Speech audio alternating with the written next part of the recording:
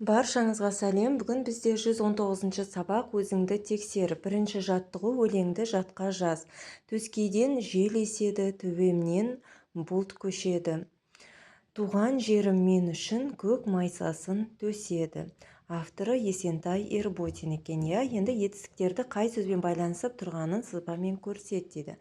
Мінекей, біз сызбамен көрсетіп қойдық. Бұлт көшеді, майсасын төседі. Яғни көшеді деген етістік бұлт деген зат есіммен байланысып тұр. Төседі деген етістік майсасын деген зат есімді сөзбен байланысып тұр екен. Осылай сызбамен көрсетіп қоямыз. Алдымен осы өлеңді жазып аламыз және сызбамен етістіктерді тауып көрсетеміз байланысын. Екінші жаттығу мәтінді оқып етістіктерді тап. Шілікті өзені ауылды жанамалай ағады. Жағасы қалың шілік, қыста ернеуіне дейін мұз қатып жатады. Көктемде сең жүреді. Жаз шығысымен суы таяздап қалады. Ең терең жерінің өзі тізеден аспайды дейді. Енді етістіктердің дара немесе күрделі екенін айт. Мінекей, дара етістік және күрделі етістік деп қызылмен төбесіне жазып қойдық. Астын көк сызықпен сызып көрсетіп қойдық. Ағады дегеніміз дара етістік, қатып жатады дегеніміз күрделі етістік, себебі екі сөзден құралып тұр. Жүреді дегеніміз дара етістік болады, таяздап қалады дегеніміз күрделі етістік, аспайды дегеніміз дара етістік болады екен.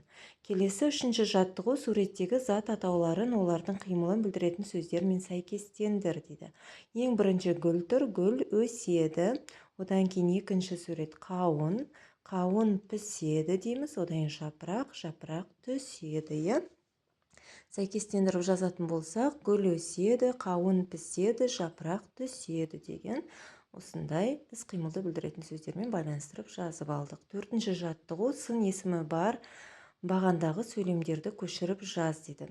Сын есімі бар баған бізде міне оның кішкене құлағы, қысқа инелері және ұзынша тұмсығы бар.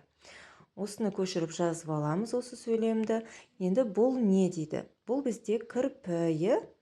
Енді оны қандай сын есімдермен сипаттап айтуға болады? Былай сипаттасақ болады. Кірпі ұсақ, тікенекті, сүтқоректі жануар.